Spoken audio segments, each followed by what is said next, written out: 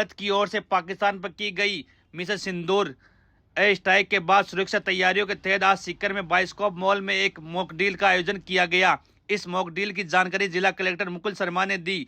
Collector Sharma के अनुसार शाम करीब 4 बजे सूचना मिली कि बाइस्कोप मॉल पर फाइटर जेट से बम गिराए गए हैं। इस अलर्ट के तुरंत बाद फायर ब्रिगेड, एम्बुलेंस, पुलिस और जिला प्रशासन ने अन्य अधिकारी मौके पर कुछ ही मिनटों में पहुंच गए।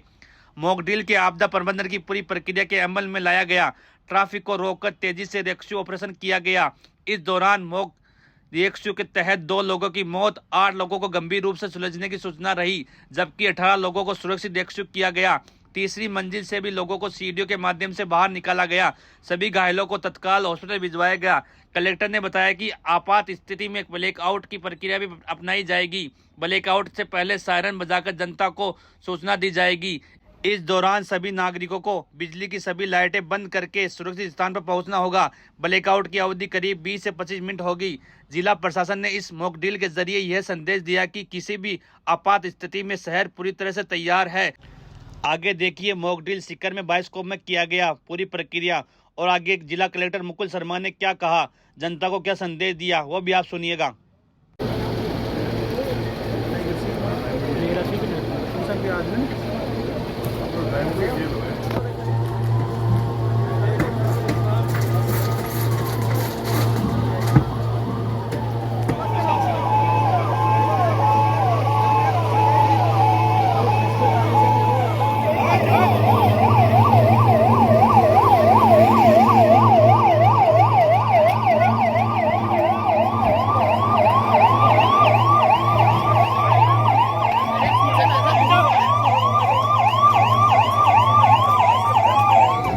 जैसा कि आपको विदित ही है, भारत और पाकिस्तान का जो एस्केलेशन हुआ है, एयर स्ट्राइक हुई है भारत की तरफ से, उसी क्रम में उसको ध्यान में रखते हुए आज मॉक ड्रिल का आयोजन किया गया था। यहाँ इस मॉल में हमने मॉक ड्रिल की थी। लगभग 4 बजे हमको सूचना प्राप्त हुई और इसके बारे में हमने किसी को बताया नहीं था, स्थान के बारे में, और तुरंत गति से अग्निशमन, नगर परिषद से, हॉस्पिटल से, एम्बुलेंस और सब के सब और बाकी समस्त अधिकारी यहाँ उपस्थित हुए। ट्रैफिक को रोका गया और यहाँ से रेस्क्यू करने का जो क्रम था वो प्रारंभ किया गया। जो हमने मॉक ड्रिल की उसमें 2 कैजुअलिटी हुई हैं, 8 बहुत ज़्यादा बर्न केसेस हैं, 18 उसमें उनको हमने रेस्क्यू किया है। टोटल 23 हैं इस तरह के, तो वो सारे के सारे मिलाकर ये कार्य किया गया। और आपने देखा होगा कि तीसरी मंजिल से भी रेस्क्यू करके सिविल डिफेंस के लोग लेडर से ऊपर जाकर उसको लेकर आए। एक बच्चे को भी रेस्क्यू किया गया। और इस प्रकार से जो बर्न केसेस हैं और अन्य केसेस हैं उन सबको हमने हॉस्पिटलाइज किया गया है यहाँ से, और समस्त कार्यवाही को बहुत ही अच्छी तरीके से संपादित किया गया है। ब्लैकआउट के बारे में मैं ये कहना चाहूँगा कि ब्लैकआउट के जो टाइमिंग है वो सायरन बजेगा, उसके पश्चात सूचना दी जाएगी और उसके बाद स्वतः स्फूर्त तरीके से सभी नागरिकों को उसको करना है।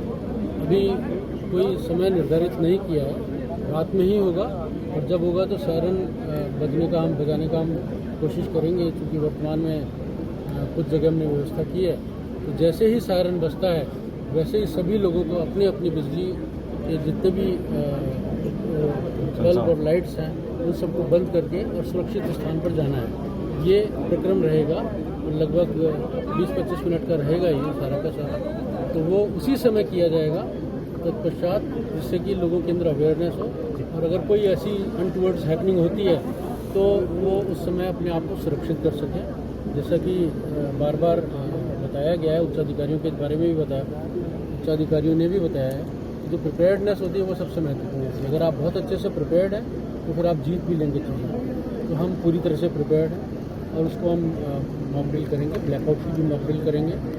और इसके अंदर उद्देश्य सिर्फ इतना ही है कि जो भी जन सामान्य लोग हैं वो इसको समझें और स्वयं लाइट अपनी बंद करें। जैसे कि मैंने कहा, ब्लैकआउट का मतलब होता है कंप्लीट ब्लैकआउट, किसी प्रकार की कोई रोशनी नहीं रहेगी।